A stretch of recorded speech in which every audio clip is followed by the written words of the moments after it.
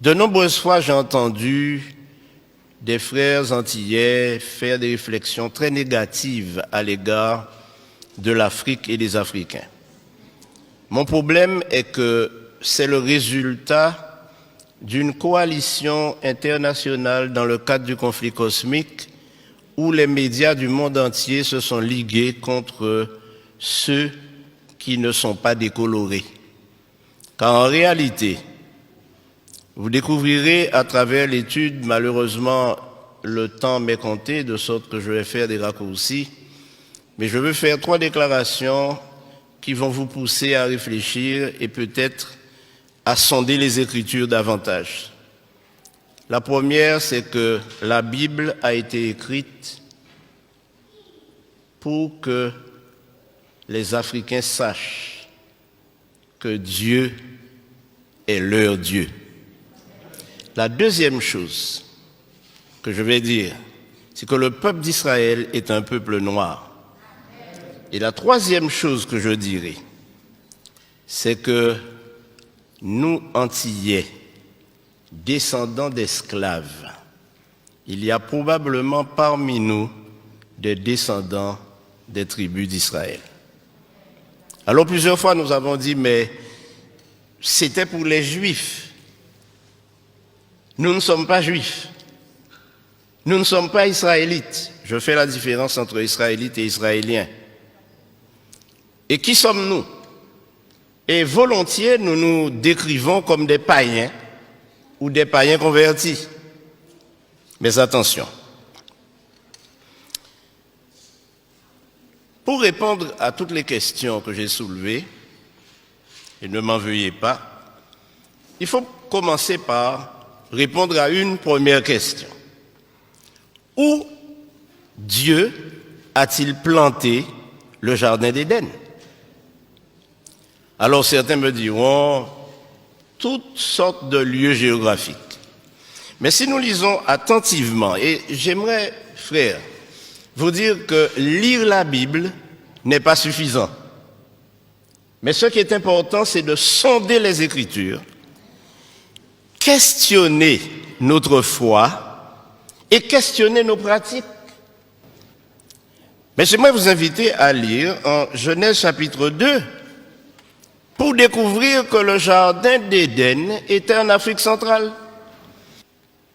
Je pourrais m'arrêter là et vous laisser partir frustré. Et probablement vous posant des questions en vous disant, mais ce pasteur qu'on a invité aujourd'hui, d'où vient-il? Qui est-il? Quel étrange personnage.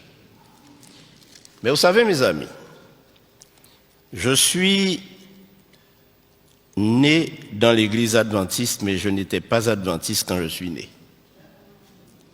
J'ai grandi dans cette église et année après année, j'ai répété ce que dit mon église concernant la parole de Dieu. Mais le Seigneur m'a fait prendre conscience de la nécessité d'étudier la Bible sans préjugés. Et en tant que fils d'esclave, le premier préjugé que nous avons développé tous ou presque, c'est que tout ce qui est bon ne vient pas de chez nous, mais de l'extérieur, oubliant que tout ce que nous avons accumulé comme conception de notre religion vient du Code noir. Et le Code noir stipulait que les Africains ou les hommes de couleur noire n'ont pas d'âme, ne sont pas capables d'adorer et ils ne peuvent pas avoir un Dieu autre que le Dieu de leur colon, de leur maître. Donc, les hommes de couleur noire ne peuvent pas avoir un Dieu autrement que blanc. Et voilà ce que nous avons cultivé. Et jusqu'à présent, nos enfants, nous leur montrons un Christ blanc, nous leur montrons des anges blancs, et quand nous parlons de Dieu, nous pensons même déjà, nous l'avons déjà coloré en blanc. Mais mes amis, la Bible m'enseigne autre chose, tout à fait autre chose. Et quand je lis la répartition des nations sur terre, je me rends compte que nous sommes tous cousins et cousines. Car nous sommes tous mon cher Max, des descendants de Noé. Tous descendants de Noé, à travers ses fils. Or, le seul fils de Noé qui était un albinos, donc blanc, c'était Japhet. Mais Sem et Cam, ou Ham, puisque Cam c'est francisé, étaient noirs. Les Sémites sont des noirs. Les descendants de Sem sont des noirs. Et les descendants de Cam sont des noirs. Et c'est la Bible qui le prouve. Dans la généalogie de Jésus, il y a plusieurs Cananéens. Plusieurs femmes cananéennes ont enfanté avec des Sémites ou des Couchites. Vous savez, quand nous lisons la Bible, frères et sœurs, nous ne la sondons pas.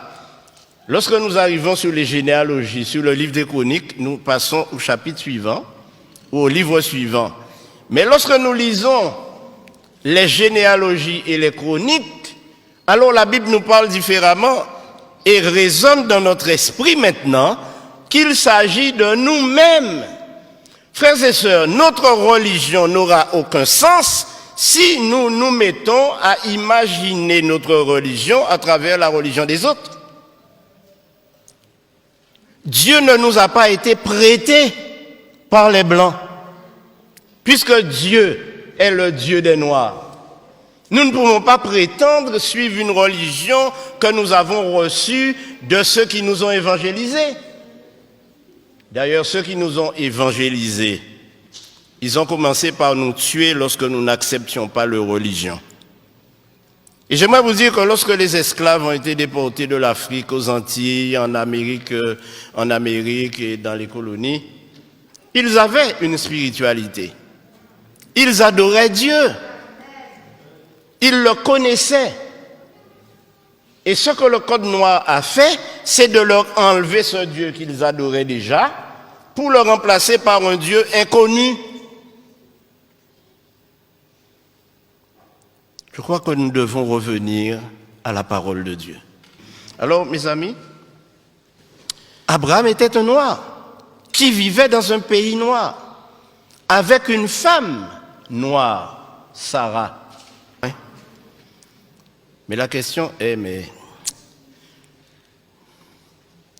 quelle est la couleur de Jésus? Qui ne s'est pas posé cette question?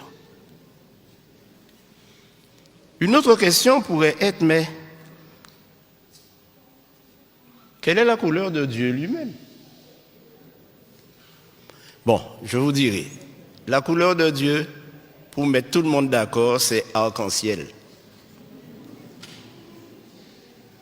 Parce que la Bible nous dit que personne ne l'a jamais vu, mais lorsqu'on regarde son trône, le trône est entouré d'un arc-en-ciel.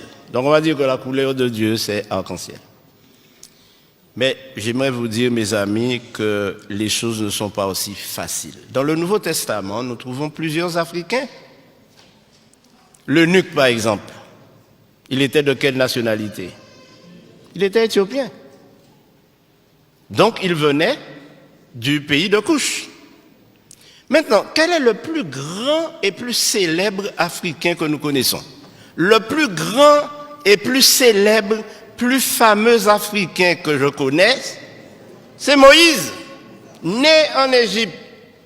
Il est né en Égypte. C'est un Africain, Moïse. Un Africain noir. Beaucoup de personnes s'imaginent Moïse à travers le film de Cécile B. DeMille, un vieux blanc, à tête blonde, à cheveux blancs et barbe blanche. Non! Et la raison est simple, mes amis. Moïse a été élevé à la cour de Pharaon pour succéder au Pharaon.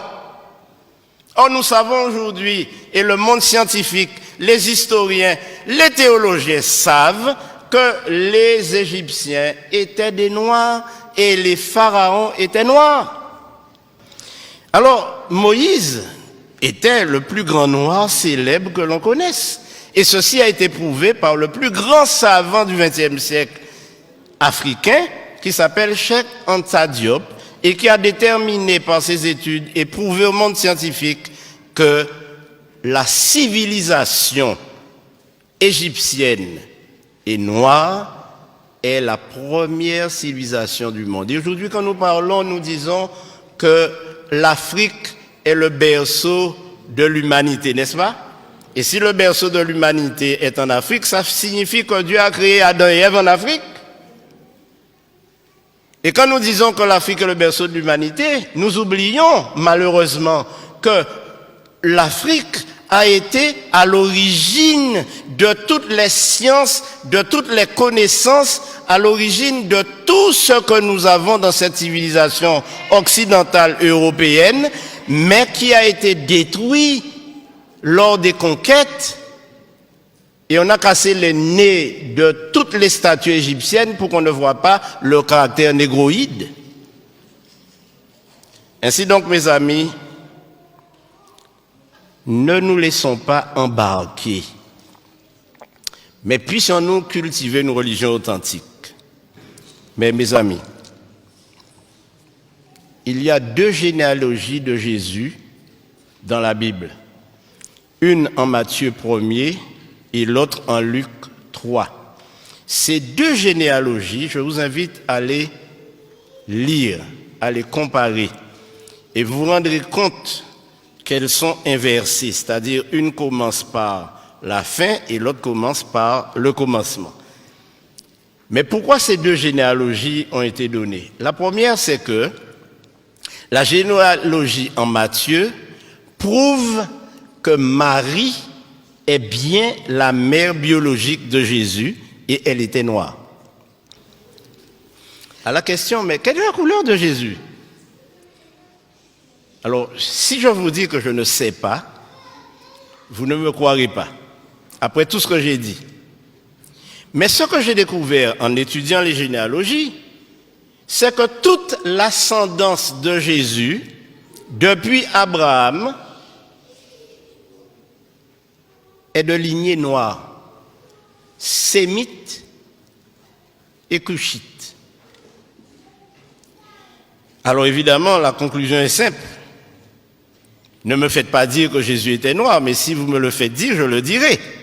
Alors, en Jean 8, 32, le Seigneur Jésus-Christ lui-même nous dit, connaissez ce texte? Vous connaîtrez la vérité et la vérité vous affranchira. Ce dont nous avons besoin aujourd'hui, frères et sœurs, c'est d'être affranchis de tous les concepts, de toutes les idées, de toutes les philosophies que nous entendons dans les sermons, que nous entendons dans les études, que nous entendons des gens afficher et affirmer. La Bible nous dit que le peuple noir n'est pas maudit, que le peuple noir fait l'objet de l'attention de Dieu, parce que Dieu s'est adressé à des noirs. Donc, ce qu'il faut retenir, c'est que tous ces concepts que nous avons développés et qui font de nous des personnes complètement complexées, lorsque nous sommes dans un milieu où nous ne retrouvons pas les couleurs auxquelles nous sommes habitués, nous sommes complexés, nous avons l'impression d'être inférieurs. Nous ne sommes pas inférieurs devant Dieu. Au contraire, nous sommes des enfants d'Israël. Il y a de cela 2 ans, j'étais au Ghana. J'étais à Kumasi, au Ghana. Et là, j'ai rencontré de nombreuses personnes qui m'ont dit « Nous sommes des descendants de Siméon ». Et ceci a éveillé mon attention. Mais savez-vous ce qui s'est passé? Lorsque les Romains sont entrés à Jérusalem et qu'ils ont commencé à persécuter les enfants d'Israël, qui étaient des Noirs, ils se sont enfuis en Afrique de l'Ouest. Et c'est pourquoi aujourd'hui, pratiquement toute l'Afrique de l'Ouest est peuplée de descendants d'Israélites. Cherchez et vous trouverez à Man, en Côte d'Ivoire, des descendants de la tribu de Dan. Et si vous allez jusqu'en Afrique du Sud, vous trouverez les Lemba qui eux aussi sont des Israélites, qui pratiquent tous les rites juifs sans avoir été évangélisés par aucune nation.